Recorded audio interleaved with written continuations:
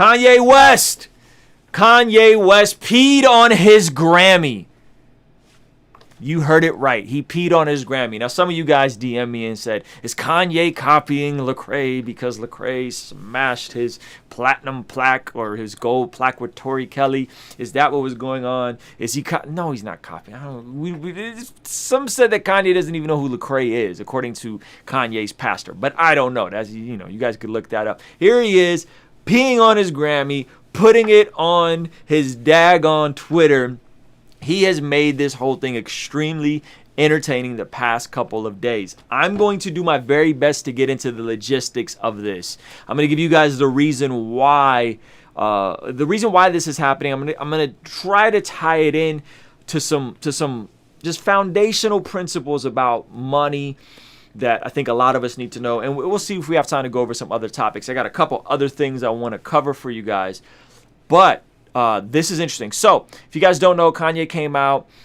He is trying to get back his masters. He's trying to get back his masters. Now, those of you guys that aren't familiar with how the music industry works, there's two primary ways of making money off of music, like the consumption of music. It's the master side, and it is the publishing side. Now, Kanye has a publishing deal with Sony and a record deal with Universal through Def Jam.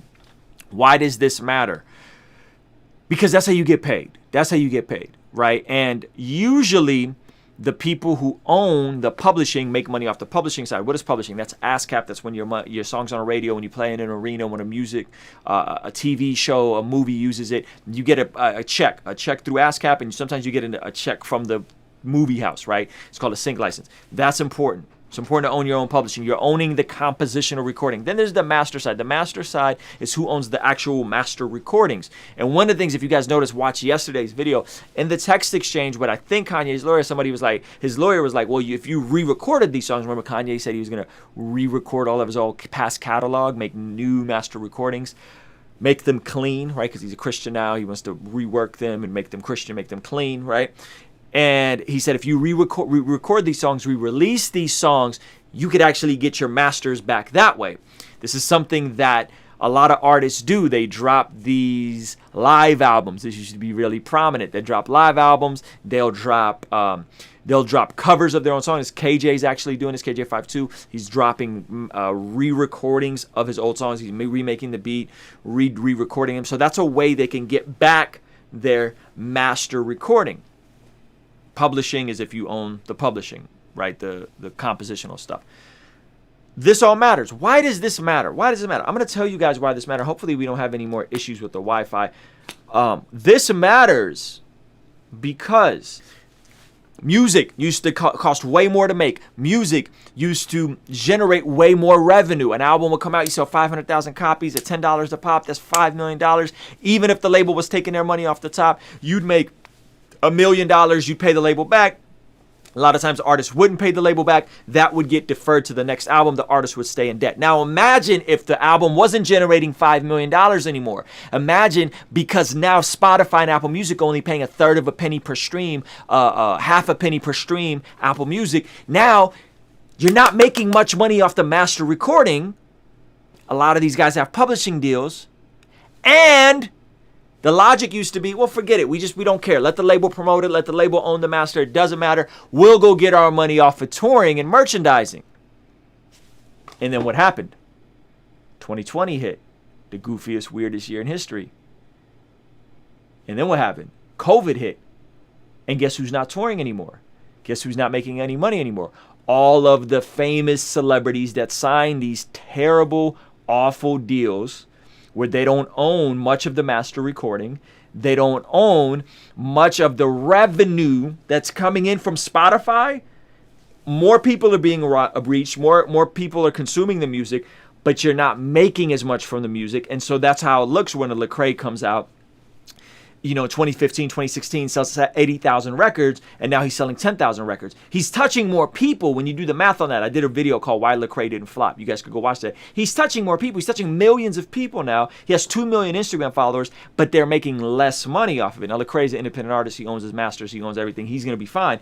But for someone that can't tour, for someone that's stuck in a bad deal, The master composition, the master side as well as the composition side matters in the Spotify market. So instead of it generating 1/3 of a penny, the way the deals are set up is it's generating 1/3 of a penny, but it's actually the artist is only making 15% of that 1/3 of a penny per stream after they pay back the label.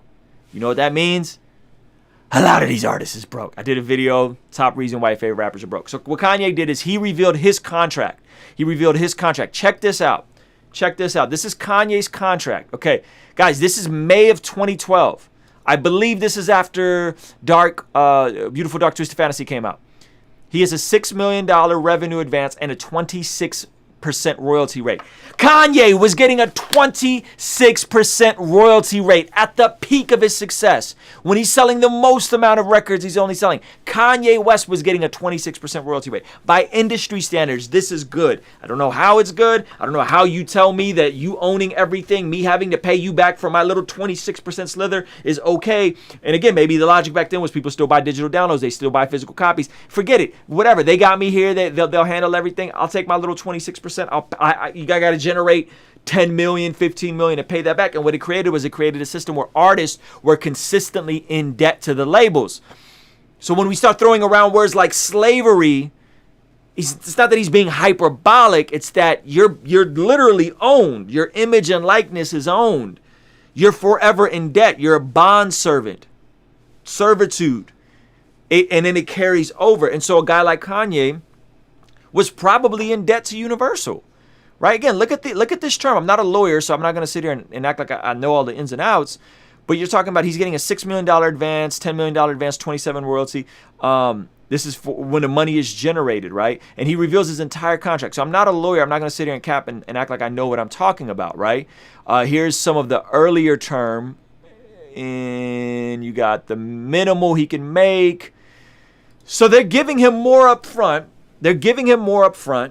But in exchange, and remember, who does all the accounting? Not the artist. The label does the accounting. So the label can finesse numbers. The label can say, yeah, you know what? This thing you spent over here, we have to pay extra to get the sample cleared. They're doing all the accounting. A lot of these artists end up auditing their labels. And it just becomes a big, fat, nasty situation. So you guys that are thinking, oh, Kanye is having a manic episode, he's crazy. No, he's sitting there showing you. He's telling us how the entire thing works. And if you are an artist in 2020 and you're trying to break into music, stop. I repeat, stop being thirsty for these labels or these managers or these booking agents to swoop you up and rescue you and change everything about your life.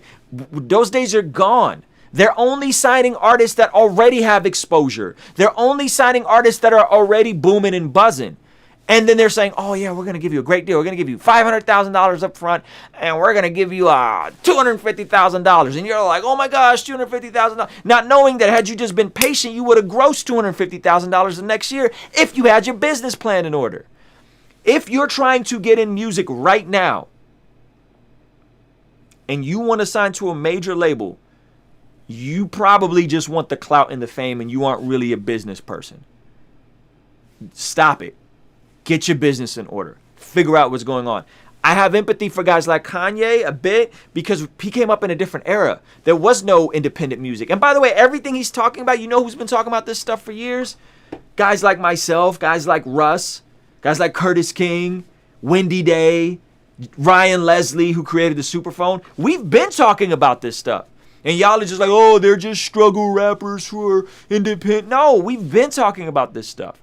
We've been talking about this stuff. We've been addressing it. We've been telling y'all how goofy the music industry was. We've been telling y'all, hey, it's important if you want to see your favorite artist rise and thrive, pre-order the records, get the merch, buy the albums. Don't just stream them. Buy the albums. Why? Because we feel it more. We really do feel it more. 1,000 copies at $10,000, $10 a pop. We feel that. Selling 1,000 t-shirts at $20, $30, we feel that literally moves the needle in our lives. That's how we feed our families. The bigger artists, they already signed deals to be slaves. And they'll go maybe tour that they got more exposure, they got more visibility. They can go sell 500 tickets a night, 1,000 tickets a night. They'll make their money that way until COVID hits. until COVID hits, and then everything shifts. Now, check out Windy Day. If you guys don't know who Windy Day is, go watch my interview on this channel. That's some homework. If you're an independent artist, you don't know who Windy Day is, you're playing yourself. Windy Day runs the Rap Coalition. She brokered the biggest deals in music. I'm talking about the Master P distribution deal with Priority. I'm talking about the first Cash Money deal with Universal. I'm talking about the Slim Shady, the first Shady Aftermath deal through Interscope. She brokered a lot of these deals, and she chimes in, and this is really interesting to me. Check this out. You guys should be following Rap Coalition on Twitter. Tell her I sent you. I have a great interview with her. She's incredible. She's amazing, okay? The interview has some profanity in it, but we're all big boys here. Check this out. Windy Day says, there are two schools of thought. Kanye West, take advances from major labels and fall victim to a sharecropper system, or stay independent and do it yourself. The second way is a slow build, but you retain ownership and control. Many artists are blinded by that advance. Don't be blind by that advance. Don't be blinded by that advance. Now, check out what she says here. You own a label, Kanye. Post those contracts too.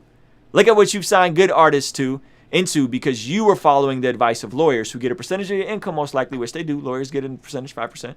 The knife cuts both ways. Proud of you, though. Proud of you. And then she said she plans to talk about it. Windy Day is extremely valuable.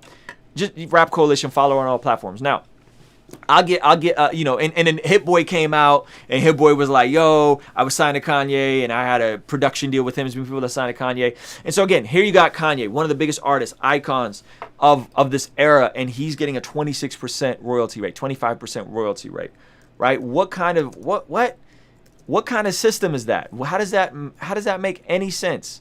Right? Now, I'm going to bring you guys, I like to tie this into Proverbs.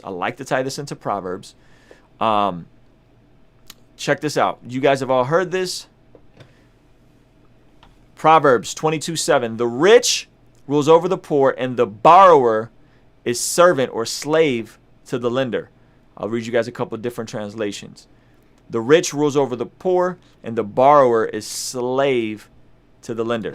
Okay, debt. When you're in debt to someone, you are a slave to them. You first have to pay them back before you pay yourself back. That is the epitome of what's going on in the music industry, where you can generate $5 million, the label takes their 85%, 80% off the top, and you're left off of your slither, still having to recoup all that money they put into the record, and them having, making you use the bigger studios and their producers and their video guys and all that kind of stuff. Where if you're an independent artist, I got a professional studio here. I got the same microphone that's in the big studios. I got the same interface. I got the same setup. I got the same software. I can get engineers that mix at an elite level to get my stuff mixed. We can shoot videos, right? And it's the average consumer is not even going to know the difference, really, right? So the borrower is slave to the lender. I'm against debt in all forms, shapes, and sizes, except with the exception of mortgage debt if you're buying a home. A lot of us are so comfortable with leveraging our life. A lot of us are so comfortable with borrowing money, living off credit cards, having car notes, taking out student loans, just living paycheck to paycheck, not understanding that, fam, you're a slave to that lender. Clean up your finances. I've shared this story before on this channel. 2009, 2010, we're newlyweds. We wake up, we realize we have a ton of student loan debt. We realize that we have car notes. I've made every dumb decision there is to make with money. I co-signed a condo with my mom. I've done really stupid stuff with money. I've gotten sued over back HOA fees, accounts levied, and we discovered, we don't want to stay poor. We don't want to keep living paycheck to paycheck. We don't want to remain in poverty. And we have to figure out and change our family tree and the way we handle money. So we got on this Dave Ramsey plan. We paid off $45,000 a day in 18 months, working pretty Joe jobs, like standard jobs. And that is the thing that enabled me to start hustling and working the music and approaching the music like an actual career. I told you guys yesterday about that verse that I read, right? Those who work their land will have abundant food, but those who chase fantasies are senseless, right? And so I paid that off. We paid off $45,000 of debt in 18 months, completely transformed everything about our life, about our marriage, about our finances. It was incredible, right? And it was a lot of these types of verses. The borrower is slave to the lender. Don't be a slave to anybody but God, right? Don't be a slave to anybody. Don't owe anybody anything. If you want to be in music in 2020, if you want to start a career in music, listen, start a career where you own your masters and own your publishing. And maybe you don't ever get super duper famous, but are you in this for fame? Are you in this for fame? Or are you in this to make a living off your art, to impact people? Right? Because you can't make the excuses that maybe Kanye made. Oh, well, I didn't have many options. Oh, well, that was how it worked back then. You had to have a deal. You had to do this. You had to do it this way, right? No. How many people do we need us to come out? How many Ryan Leslies do we need? How many more Russes do we need, right? How many more people do we need to come out to show you that you don't need a record label? You don't. You don't need an advance. You don't need a bunch of money lent to you. You don't need an investor. You don't need a loan. You don't need a credit card. You don't need a car note. I mean, I'm driving this really home for a lot of us, right? You don't need a reliable vehicle. No, you don't, right? You don't need an advance. I talked about why your favorite rappers are broke. You probably aren't equipped to handle 6 figures all at once deposited in your life. You don't need these things. What you need, I'll tell you guys what you need. You need to figure out what you're good at. Figure out what you're good at. Figure out what area of expertise you have. What is your life story? What problems are you trying to solve? How are you trying to add value to the world? And what you're passionate about. But the world's gonna tell you, oh, just follow your passions, Well, fam, I'm passionate about basketball, but I'm trash at basketball. Guess who's not playing professional basketball? And some of you guys are passionate about music, but you're trash at music. And you might be way better as a podcaster. You might be way better as, I don't know, something else, right? Engineer, a producer, right? So figure out what you're good at. Figure out what your story is. Figure out what problems are you trying to solve. Figure out where your expertise is in. And then figure out what you're passionate about. And then approach it like you would a business. You know how a business functions? First couple years, you're in survival mode. There is no money. You're just surviving. Listen, I just don't want to fail. God, good Lord, just help me not fail. I just don't want to fail. That's the first couple years of any business, for the most part, unless your daddy's rich or Kendrick Lamar's your uncle, right? Shout out to Baby Keem. So and if we approach it like that, and then we say, okay, well, what are the ways we get the word out about our business? Oh, well, there's this cool thing called Instagram where you can get people to look at your stuff. There's this thing called YouTube. There's TikTok. There's all these different ways to put stuff out and get viewers organically, right? It's probably going to start with your friends and family first, but you got to put stuff out there, right? And then you say, okay, now how do I monetize this? Are you okay with making 1/3 of a penny off of Spotify? Probably not. Unless you're doing hundreds and millions of streams, you're probably not going to make any money that way, real money, right? So what do? Well, you think of a business plan. You think of a product to monetize. Maybe it's merchandise. Maybe it's a hat. Maybe it's a physical album, a vinyl. Maybe it's like my man Bartholomew Jones did. He created a whole separate coffee line and made the music the soundtrack. So what he actually sells is coffee. And you know what that does for his music? It gives his music the freedom to just be art, and his music now becomes another post. So in the same way you guys post on Instagram, you guys put out a tweet, the same way I post a video on YouTube is the same way Bart puts a song on Spotify. He's not living off of Spotify money. He's not trying to. Why? Because he built a 6-figure business selling coffee. You guys see what I'm saying? What's that product? What's that thing at the bottom of your funnel? What's that? Oh, shout out to Bartholomew Jones. He's in the YouTube chat. Y'all should go watch my interview with him. Follow him, right? So many of us have this delusion and this fantasy of we're going to be rock stars and we're going to be this. And granted, like, listen, some people that happens for. But if I'm honest with you, that has more to do with them being lucky, has more to do with nepotism, because Kendrick Lamar is your uncle. Shout out Baby Keem, right? It has more to do with just being around the right people at the right time. And those people who still end up broke. They still end up broke. Having to sue their labels, having to sue folks they thought were their dad. Lil Wayne having to sue Birdman, right? So all you guys that are trying to get into music, cool. But you got to change the approach. You got to look at it like building a media company. You got to look at it like building a media company. If you approach it like building a media company, and music is one of the forms of medium that you express yourself in, and you also do YouTube, and you're also on TikTok. By the way, TikTok's the best way to go viral if you're an artist right now, and you're good. If you got a message right now, and you're good. If you respect the algorithm, TikTok's where it's at if you could do short form content. I'm not great at short form content. That's why I'm on YouTube. I like to talk. You guys like to listen to me. Everybody wins. Hit that subscribe button. If you can, turn the bell notification on. You guys feel what I'm saying though? Guys, it's 2020. It's 2020. There's no more excuses. There's no more excuses. And a lot of us just really need to get our finances in order. A lot of us just really need to stop depending on other people and stop assuming someone's going to come around and rescue you. Some label is going to sign you. Some manager's going to... That stuff could happen, but it's so unlikely. It is so unlikely. You're way more likely to build a business, build a media company, figure out what your product is at the bottom of that funnel, help people, add value to people. And that's how I think things change. That's how I think we start changing. So now in 5 years from now, I don't want to hear about any Kanyes, because 5 years from now, if you end up where Kanye is and you're rich and famous, but you're struggling and da-da-da-da. And listen, Kanye's a billionaire now. How did he become a billionaire? How did he become a billionaire? Off of shoes, off of clothes, right? He became a billionaire off of what? A different thing at the bottom of his funnel. He used his celebrity clout and his leverage and his taste. And what was at the bottom of that funnel? I don't got him here. I had a pair of Yeezys here. I just threw up on GOAT. What's at the bottom of that funnel? Shoes, $300 shoes. He made his billions selling not even his own music. He was in, remember he came out and said he was $50 million in debt when he was just doing music.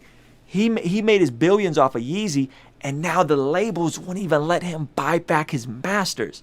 They said Taylor Swift's masters are valued at $300 million. Remember when Scooter Braun bought Taylor Swift's masters and they said they wouldn't even give them to you?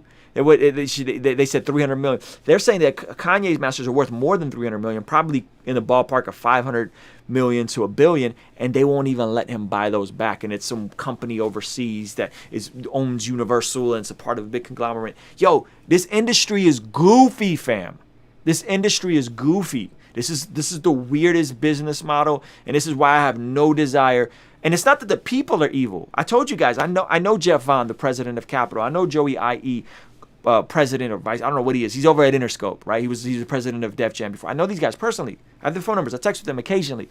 But it's not that they're bad people. It's just the way this is set up is it's an archaic system built on stuff from 50 years ago when it costed $1 gajillion to record the string section and the massive studio and the live instruments and the guitar player and multiple takes, and they were recording everything to tape and a tape. We don't need that. We get a $3,000 laptop, a $1,000 microphone, a $500 interface, and you got a professional studio. You got a professional studio right there. It doesn't take the same amount to make music. So, guys, if you want to get into music, if you guys want to get into music, please hear me on this. Go study the Ryan Leslies. Go study the Russes. Go study the Windy Days.